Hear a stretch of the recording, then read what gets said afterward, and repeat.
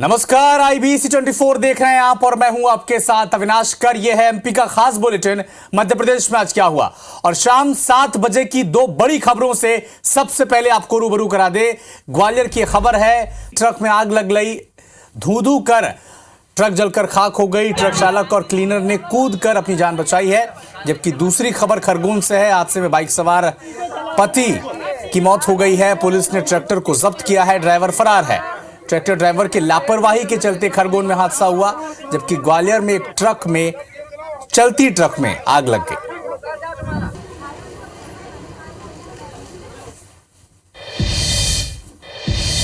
भोपाल से एक बड़ी खबर आपको बता दें, मध्य प्रदेश में मोहन सरकार का पहला बजट सत्र 7 फरवरी से 19 फरवरी तक रहेगा। विधानसभा का बजट सत्र 13 दिन का बुलाया गया है। 13 दिन के बजट सत्र में 9 बैठकें होंगी। विधानसभा सचिवालय ने अधिसूचना जारी कर दी है। सत्र में सरकार केवल योजनाओं का अनुमानित खर्च बताएगी। तो एक अहम खबर आपको बता दें, मध्य प्रदेश में मोहन सरकार का पहला बजट सत्र 7 फरवरी से 19 फरवरी तक चलेगा। 13 दिन के इस बजट सत्र में 9 बैठकें होंगी। तो विधानसभा सचिवालय ने इसकी अधिसूचना भी जारी कर दी है।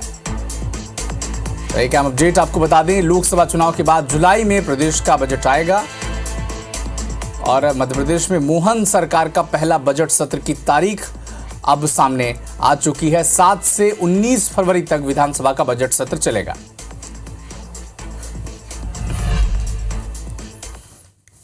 भोपाल से एक महत्वपूर्ण खबर आप तक पहुंचा दे। एमपी की ई नगर पालिका वेबसाइट हैक हो गई है और हैक होने के बाद नेता प्रतिपक्ष उमंग सिंघार ने एक बड़ा खुलासा करते हुए एक्स पर पोस्ट किया है और कहा है कि प्रदेश की ई नगर पालिका हैक हो गई है। करोड़ों लोगों का डेटा दांव पर है। 500 करोड़ देकर सरकार डेटा रिकवर करने जा रही है। 21 दिसंबर को प्रदेश के नगरीय प्रशासन विभाग की ई नगर पालिका का वेब पोर्टल विदेशी हैकर द्वारा हैक कर लिया गया था, जो सरकार से 500 करोड़ की मोटी रकम मांग रहा है। प्रदेश की जनता का करोड़ों रुपए राजस्व दांव पर लगा है। प्रदेश की तमाम नगर पालिकाओं का काम ठप पड़ा है।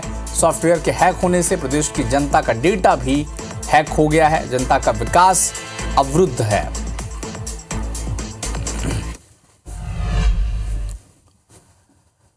भोपाल में सीएम डॉक्टर मोहन यादव ने ग्वालियर और सागर के हितग्राहियों से विकसित भारत संकल्प यात्रा को लेकर संवाद किया। मंत्रालय में वीडियो कॉन्फ्रेंसिंग के जरिए बातचीत की और कहा कि विकसित भारत संकल्प यात्रा पीएम मोदी की गारंटी वाली यात्रा है। केंद्र की कल्याणकारी योजनाओं का लाभ लोगों तक पहुंचे, विकास का कारवां लगातार आगे बढ़ते रहे, सरकार इसके लिए प्रयत्नशील है।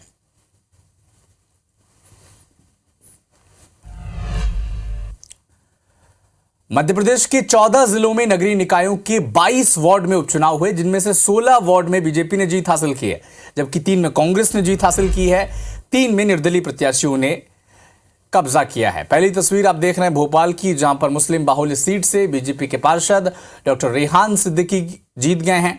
नरसिंहपुर जिले के करेली तहसील में बीजेपी के प्रत्याशी ज्योति सोनी 264 वोटों से जीतकर आई हैं। यहां कुछ महीने पहले गणेश वार्ड के पार्षद गीता जाट का निधन हो गया था, जबकि खंडवा में नगर निगम के वार्ड नंबर 41 में हुए उपचुनाव के नतीजे आ चुके हैं।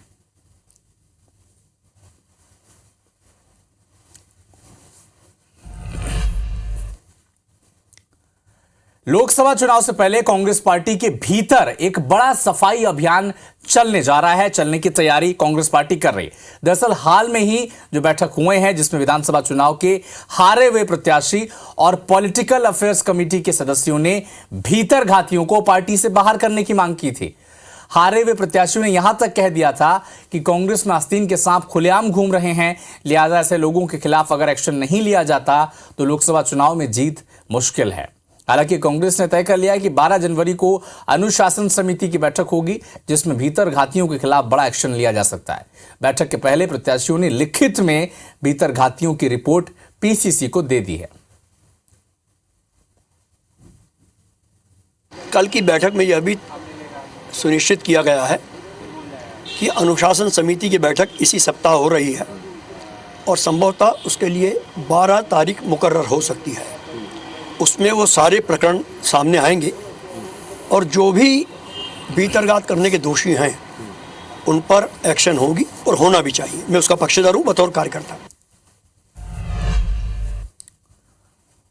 22 जनवरी को अयोध्या में श्री राम की प्राण प्रतिष्ठा होने जा रही है और ऐसे में एक तरफ जहां पूरा देश श्री राम के भव्य अगवानी में जुटा हुआ है, वहीं कुछ लोग राम मंदिर और आयोजन पर सवाल उठा रहे हैं। ऐसे में जागृत हिंदू मंच ने राम विरोधी और मंदिर निर्माण में जो लोग बाधा उत्पन्न कर रहे हैं, उन्हें सबक सिखाने का एक अनूठा तरीका अपना रही है। जागृत हिंदू मंच के कार्यकर्ता मंदिर और आयोजन विरोधी बयान देने वालों के घर पीले चावल के साथ आमंत्रण पत्र और दीपक भेज रहे हैं ताकि वो भी 22 जनवरी को राम का स्मरण करें, उत्सव मनाएं। मंच के संरक्षण दुर्गेश केसवानी ने बताया कि निमंत्रण पत्र भेजे जाने वालों में कांग्रेस के कई बड़े नेता भी शामिल हैं।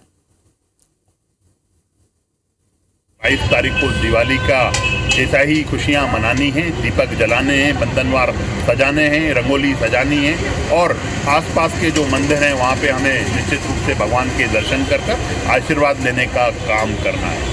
और साथ ही साथ आज हम लोगों ने प्रतीकात्मक रूप से 5 दीपक और बाती और तेल हमने उन लोगों को भेजने का काम किया है जिन्होंने भगवान श्री राम का मंदिर अटकाने, भटकाने और लटकाने का प्रयास किया।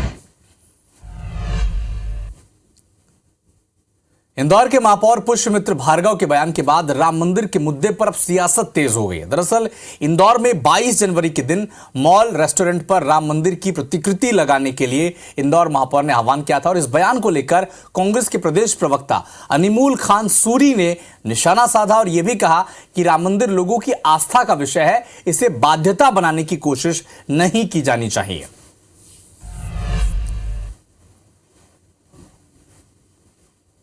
दिसंबर से 2 जनवरी और अभी भी कई जगह पर सेंटा क्लॉज और क्रिसमस ट्री लगे हुए हैं। वो लगाने से अगर आपको आपत्ति नहीं है तो राम मंदिर की प्रतिकृति लगाने में किसी को आपत्ति नहीं होनी चाहिए। राममय उत्सव में अकारण असहयोग किया तो इंदौर की जनता उनको भी जवाब देना जानती है।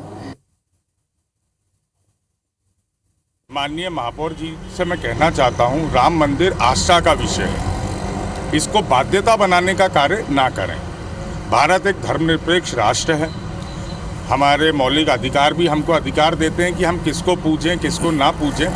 या पुष्यमित्र भार्गव आने वाले हिंदूवादी नेता हैं, उस छवि को लेके जो आगे बढ़ रहे हैं उसको लेके हमको विरोध है। ग्वालियर में एबीवीपी छात्रों की गिरफ्तारी के मामले में हाईकोर्ट की ग्वालियर बेंच ने चीफ सेक्रेटरी, ग्वालियर एसपी, पड़ाव थाने को भी नोटिस जारी किया है। साथ ही याचिकाकर्ता ने को रेलवे को भी पार्टी बनाने का आदेश दिया है। कोर्ट ने कहा कि रेलवे प्रबंधन की कैसी व्यवस्था है, अगर कोई यात्रा के दौरान बीमार पड़ जाए तो उसको स्टेशन पर एम्बुलेंस भी उपलब्ध नहीं करवा पा रहा है रेलवे, जबकि किराए के नाम पर मोटी रकम रेलवे वसूलता है। अब इस मामले की अगली सुनवाई 3 सप्ताह बाद होगी। दरअसल शिवपुरी की पीके यूनिवर्सिटी के vice chancellor professor Ranjit Singh Delhi से झांसी जाने के लिए ट्रेन पर सवार हुए। रास्ते में उनकी तबीयत बिगड़ी थी, फिर छात्रों ने उन्हें ग्वालियर रेलवे स्टेशन पर उतारा। काफी देर तक एम्बुलेंस और अन्य साधन नहीं मिलने पर छात्र रेलवे स्टेशन के बाहर खड़ी एक गाड़ी में उनको लेकर गए थे। बाद में ये पता चला कि गाड़ी हाईकोर्ट के जज की थी और गाड़ी के चालक ने इस मामले की सूचना पुलिस को दे दी थी, जिसके बाद जया आरोग्य अस्पताल के बाहर इस गाड़ी को बरामद किया गया था और इस मामले को लेकर एफआईआर भी दर्ज की गई थी। एबीवीपी के कार्यकर्ताओं के द्वारा जो एक वीसी सर की जान बचाने की कोशिश की गई थी, उस वाले विषय पे था। ने सरकार को नोटिस इशू करें और ये हमको आदेश किया है कि आप रेलवे को इसमें पार्टी लेके आएँ और आगे की कार्रवाई अगले 3 हफ्ते के लिए उन्होंने टाइम दिया। जबलपुर में नशबंदी शिविर में ऑपरेशन के दौरान एक बीजेपी की पूर्व पार्षद की मौत हो गई, जिसके बाद परिवार वालों ने अस्पताल प्रबंधन पर लापरवाही का आरोप लगाया, प्रदर्शन किया, अस्पताल के सामने शव रखा और जमकर नारेबाजी की। परिवार वालों ने कहा कि डॉक्टर की लापरवाही के चलते उनकी जान गई है। परिवार वालों ने यह भी कहा कि मरीज की मौत पाटन अस्पताल में हो गई थी, लेकिन डॉक्टर्स ने जानबूझकर जबलपुर रेफर किया है। प्रशासनिक अधिकारियों की समझाइश और कार्रवाई के आश्वासन के बाद परिजनों ने प्रदर्शन खत्म किया और बोलने लगे कि ऑपरेशन होगा। ऐसी उनकी तबीयत खराब नहीं थी कि कोई उनको बीमारी हो, कि कोई तबीयत हो जो उनकी स्पॉट में जान चली जाए। ये सारी गलती ना डॉक्टर की है और ये पहला केस नहीं हुआ वहाँ पे पाटन में, कुछ जो पहला केस हुआ हो, वहाँ कई केस हो चुके हैं जिनकी स्पॉट में जान चली गई। गाड़ी में हमने देखा तो मुँह से झाग निकला था और होंठ काली हो गए थे थोड़ा। से जांच होनी चाहिए और जिसने लापरवाही की उसको सज़ा मिलनी चाहिए। शाहजहाँपुर में राम भक्तों पर पथराव के मामले में क्षेत्र में तनावपूर्ण स्थिति बन गई है। दरअसल नाराज हिंदुवादी संगठनों के लोगों ने थाने का घेराव किया है, जिसके बाद 24 लोगों के खिलाफ नामजद एफआईआर दर्ज कर कुछ आरोपियों को हिरासत में भी लिया गया। अभी स्थिति सामान्य बताई जा रही है। बता दें कि शाहजहाँपुर में रामधुन फेरी निकालकर राम भक्त अक्षत बांट रहे थे और इसी दौरान मोती मस्जिद के पास राम भक्तों पर पथराव किया गया। घटना में कई लोग घायल हो गए हैं, जिसके बाद आक्रोशित लोगों ने थाने का घेराव कर आरोपियों की गिरफ्तारी की मांग की। घटना के बाद से मौके पर पुलिस फोर्स तैनात है। आरोपियों के घरों पर बुलडोजर चलाने की मांग की जा रही है। उज्जैन रेंज के आईजी संतोष कुमार सिंह, कमिश्नर संदीप यादव भी रात को ही शाहजहाँपुर पहुंच गए थे। घटनास्थल का निरीक्षण किया, कानून व्यवस्था का जायजा भी उन्होंने लिया है। एसपी, कलेक्टर भी लगातार अपडेट ले रहे हैं। शाहजहाँपुर के कुछ क्षेत्रों में धारा 144 लागू भी की गई है।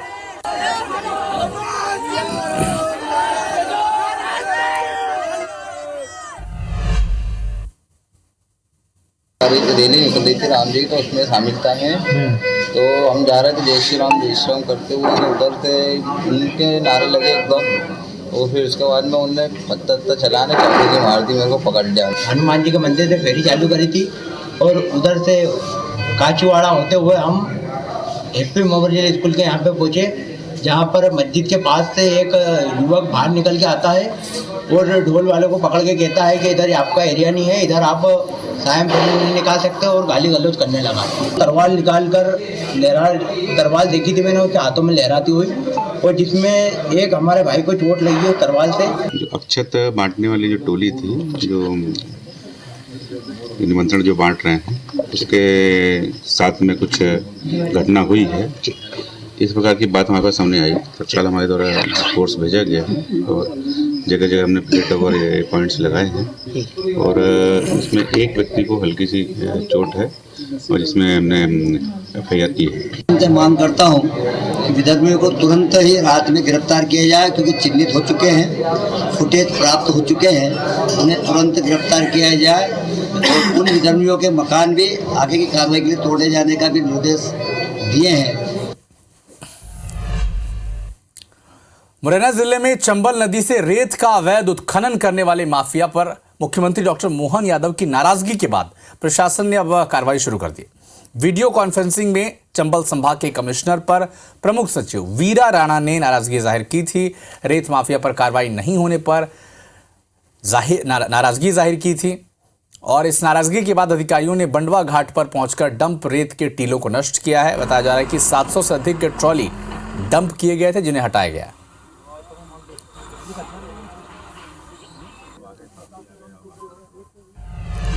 छतरपुर की एक शराब फैक्ट्री में 2 मजदूरों की मौत का मामला सामने आया। इसमें 3 मजदूर गंभीर रूप से घायल हो गए हैं, जिन्हें नाजुक हालत में सामुदायिक अस्पताल नौगांव में रेफर किया गया। उसके बाद उन्हें जिला अस्पताल भी भेज दिया गया है। प्रशासन की माने तो हादसे की वाली जगह पर फैक्ट्री में बने रेजिडेंशियल ब्लॉक की है, जिसके कमरे में 5 मजदूर रात में सो गए थे, लेकिन आज जब दरवाज़ा खुला नहीं तो दूसरे कर्मचारियों ने पुलिस को सूचना दी। हालांकि प्रशासन इस घटना को दम घुटने की मौत बता रहा है, लेकिन संदिग्ध परिस्थितियों में मजदूरों के साथ हुए हादसे की जांच की जा रही है। मृत और आहत मजदूर एमपी और बिहार के बताए जा रहे हैं।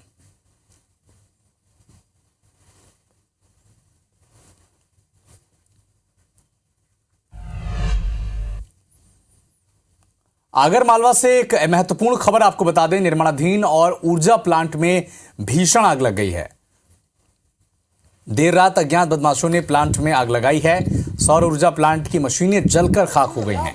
1 करोड़ से अधिक रुपए के नुकसान की आशंका जताई जा रही है। कलेक्टर और एसपी घटनास्थल का जायजा ले चुके हैं। तो आगर मालवा से एक बड़ी खबर आपको बता दें। सौर ऊर्जा प्लांट की मशीनें जलकर खाक हो गई हैं।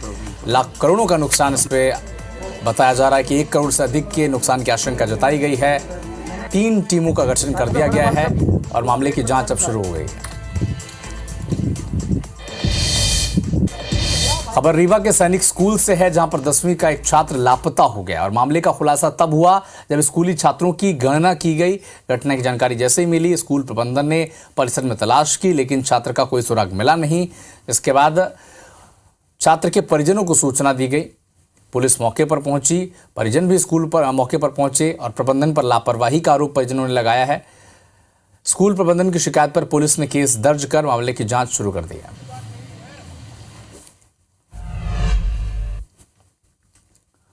भोपाल में बदमाशों के हौसले बुलंद हैं। घर के बाहर खड़ी वाहनों में तोड़फोड़ की जा रही है। तोड़फोड़ का सीसीटीवी फुटेज भी सामने आया है। करीब 4 से 5 वाहनों में तोड़फोड़ की गई है। पुलिस ने तोड़फोड़ के आरोपियों को गिरफ्तार भी कर लिया है। कमला नगर थाना के नेहरू नगर क्षेत्र की घटना बताई जा रही है।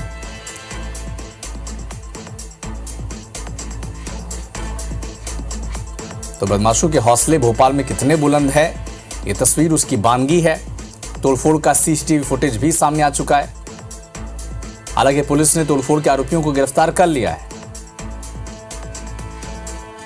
कमला नगर थाना क्षेत्र के नेहरू नगर क्षेत्र की घटना बताई जा रही है। भोपाल से एक अहम अपडेट आपको बता दें, बदमाशों के हौसले कितने बुलंद हैं।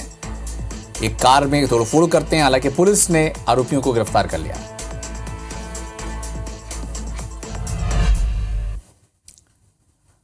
पन्ना जिले के अजयगढ़ की मशहूर जिले में जिस फेमस चटोरी चटकारा दुकान में लोग लाइन लगाकर मजे से समोसा खाते हैं, इस दुकान पर खाद्य विभाग ने छापेमार कार्रवाई की है। दरअसल इस दुकान का एक वीडियो सोशल मीडिया पर वायरल हुआ था, जिसमें समोसे में इस्तेमाल किए जाने वाले आलू को कर्मचारी पैरों से कुचल रहे थे। वीडियो वायरल हुआ, खाद्य विभाग की टीम ने कार्रवाई की है। हालांकि लोग सवाल ये उठा रहे हैं कि खाद्य विभाग को कार्रवाई करने के लिए किसी वीडियो के वायरल होने का इंतजार क्यों करना पड़ता है, जबकि शहर में अधिकतर दुकानों में इसी तरह स्वच्छता को ताक पर रखकर ग्राहकों के भरोसे को तोड़ा जा रहा है।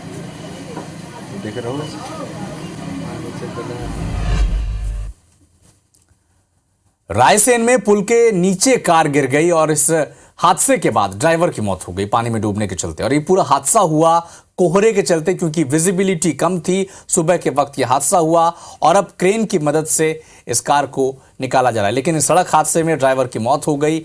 विजिबिलिटी कम थी, कोहरा था और गाड़ी जो थी वो पुल के नीचे गिर गई। चालक की यानी ड्राइवर की मौत हो गई।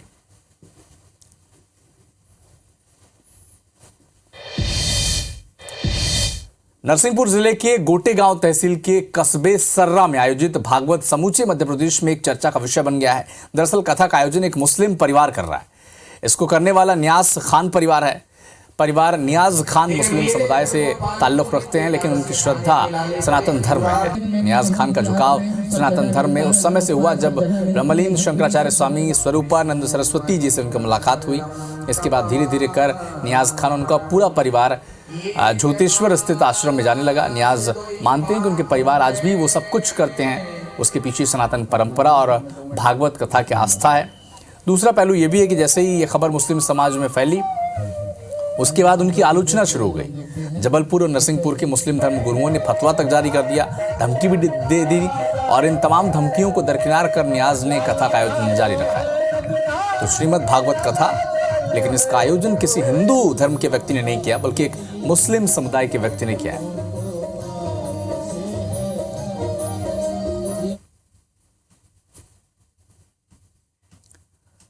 तो फिलहाल इस बुलेटिन में इतना ही, लेकिन देश और दुनिया के साथ एमपी और छत्तीसगढ़ के तमाम अपडेट के लिए आप देखते रहिए IBC 24। नमस्कार।